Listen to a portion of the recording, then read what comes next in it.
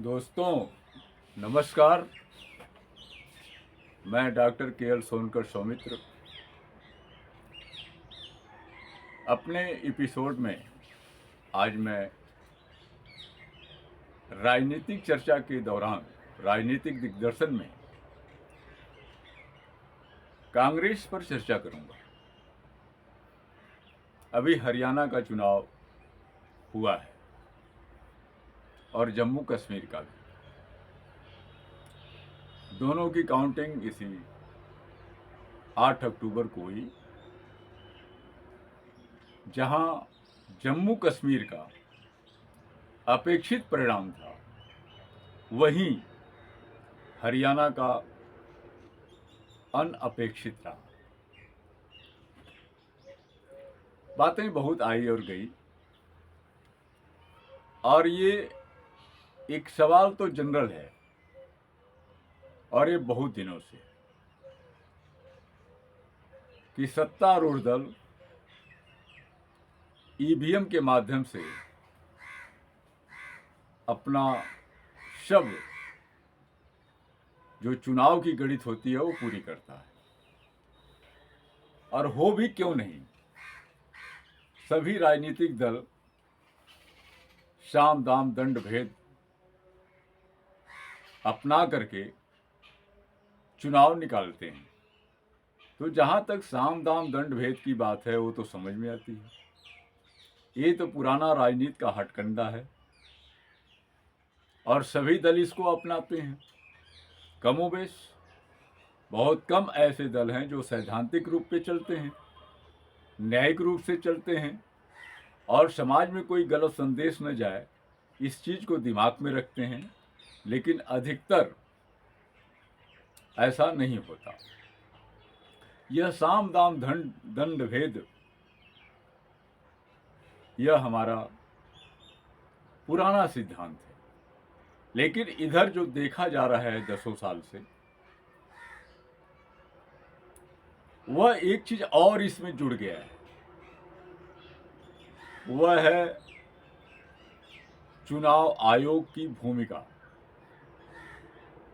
और चुनाव आयोग इसमें महत्वपूर्ण भूमिका निभा भी रहा है।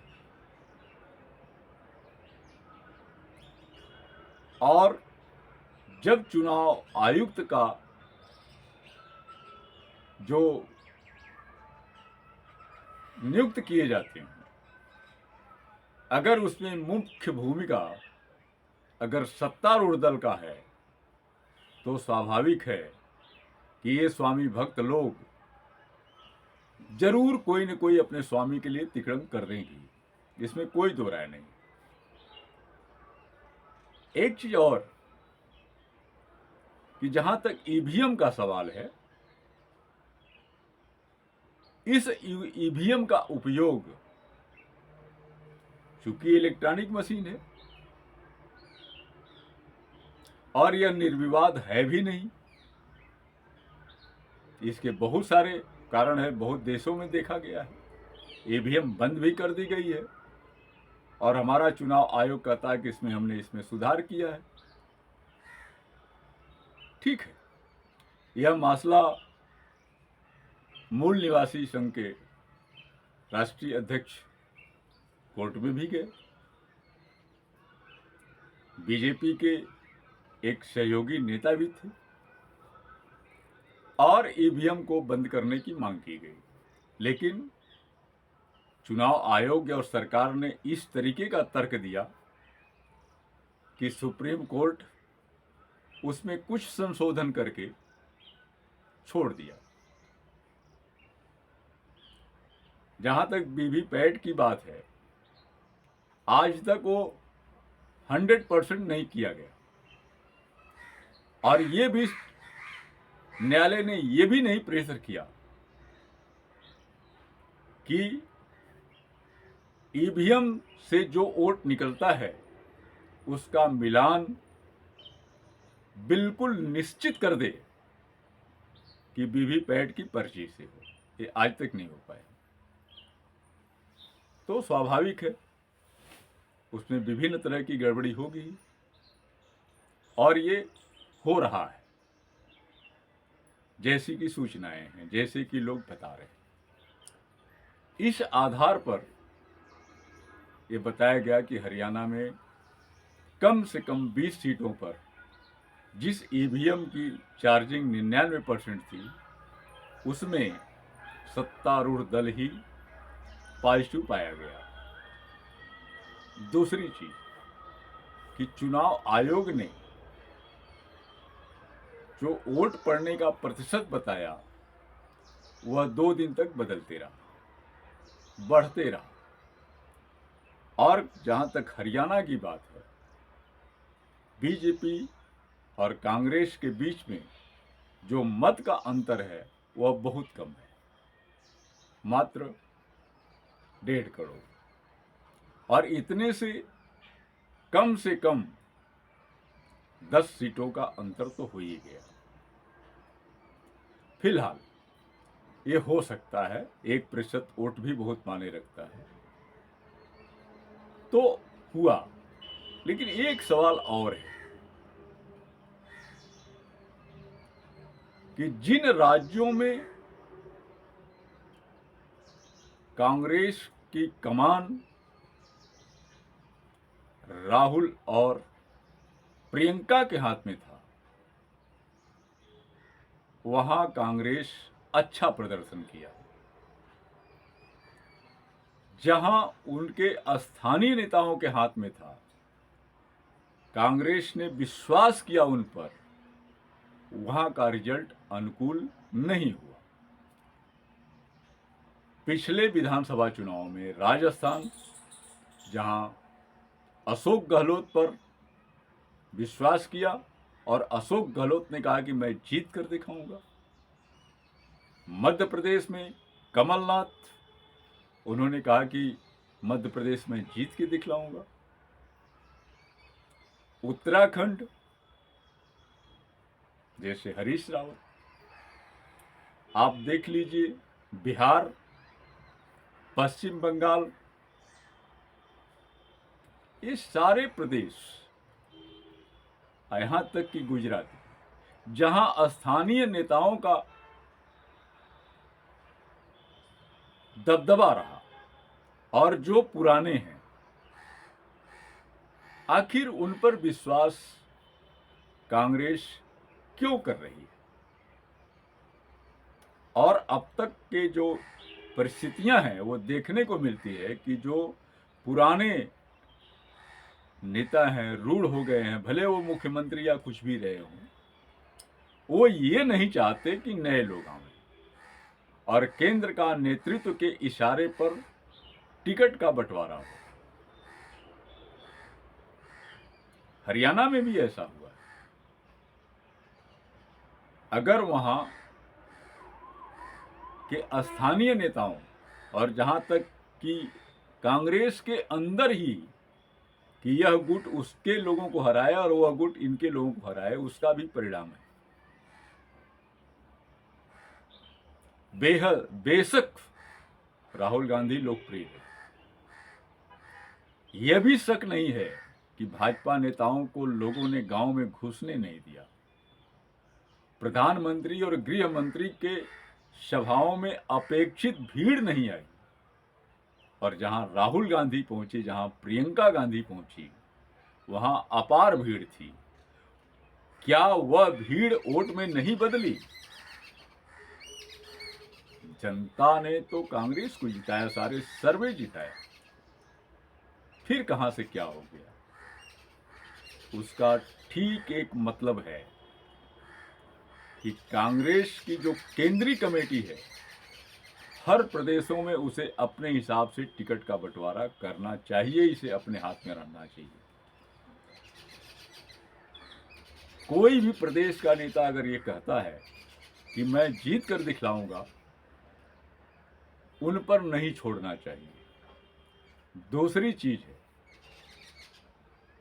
कि ईवीएम फिर सुप्रीम कोर्ट में जाना चाहिए, और ये इसलिए जाना चाहिए कि सुप्रीम कोर्ट और न्यायालय ईवीएम से निकले हुए मत और वीवीपैट से निकली हुई पर्ची दोनों की काउंटिंग अनिवार्य कर दे। कि ईवीएम से निकले हुए मत पर ही चुनाव परिणाम घोषित न किए जाएं जब तक वीवीपैट की काउंटिंग नहीं होती। और दूसरी चीज कि काउंटिंग के समय जो दीवालों पर लगा रहता है कैमरा, उसको हर टेबल पर होना चाहिए और हर टेबल की हर ईवीएम की काउंटिंग और वीवीपैट की काउंटिंग वहां बैठा हुआ अधिकारी उसको घोषित कर दे, इस पार्टी को इतना, इस पार्टी को इतना। तीसरा आदेश ये होना चाहिए कि जब 1952 में पूरे भारत का चुनाव एक साथ हो सकता है,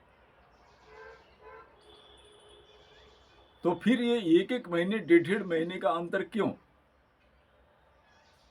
अधिक से अधिक एक सप्ताह के अंदर पूरे भारत की लोकसभा का चुनाव हो जाना चाहिए और ठीक सुबह में उसकी काउंटिंग हो जानी चाहिए।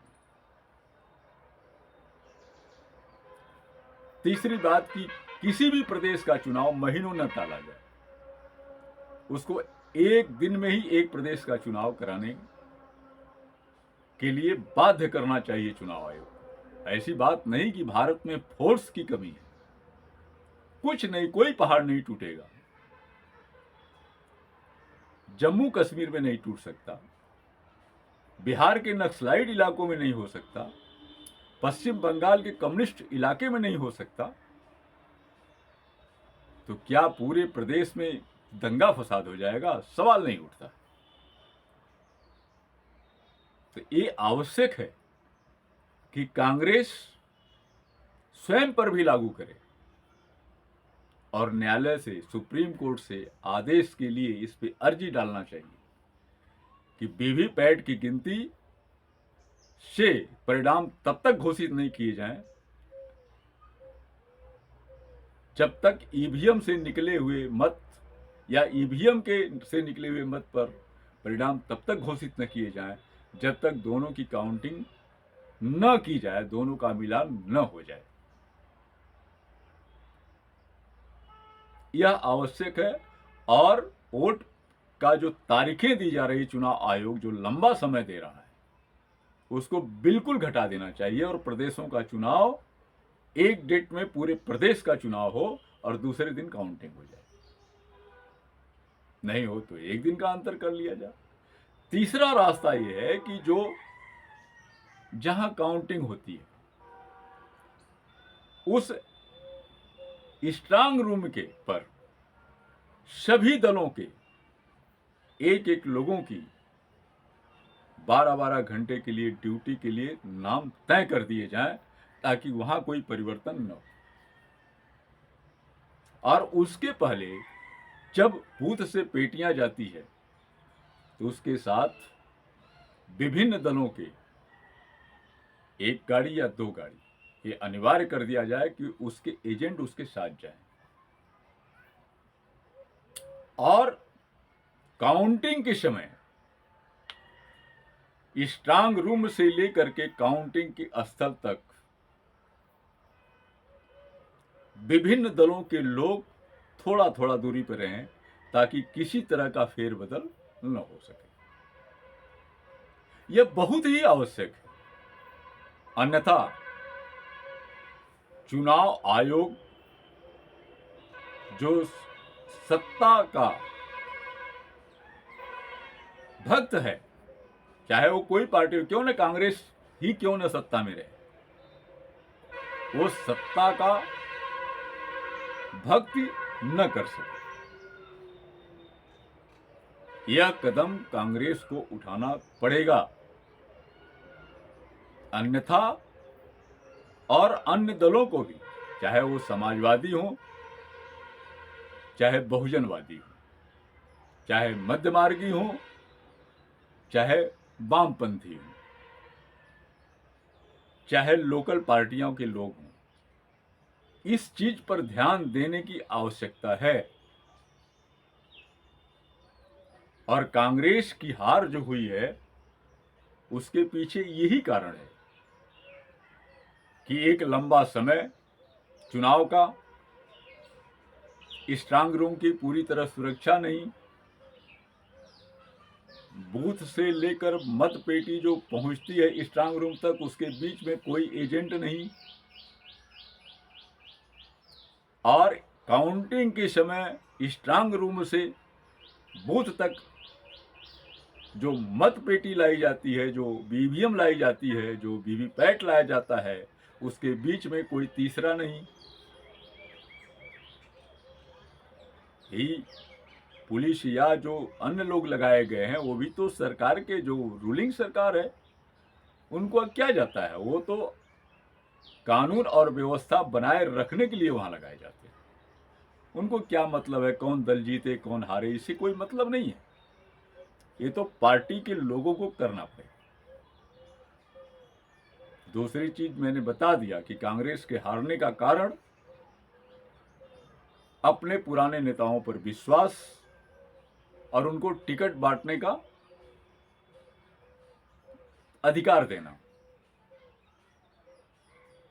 आज बीजेपी के जीतने का कारण यही है कि सब कुछ उसके हाथ में है, केंद्र के हाथ में,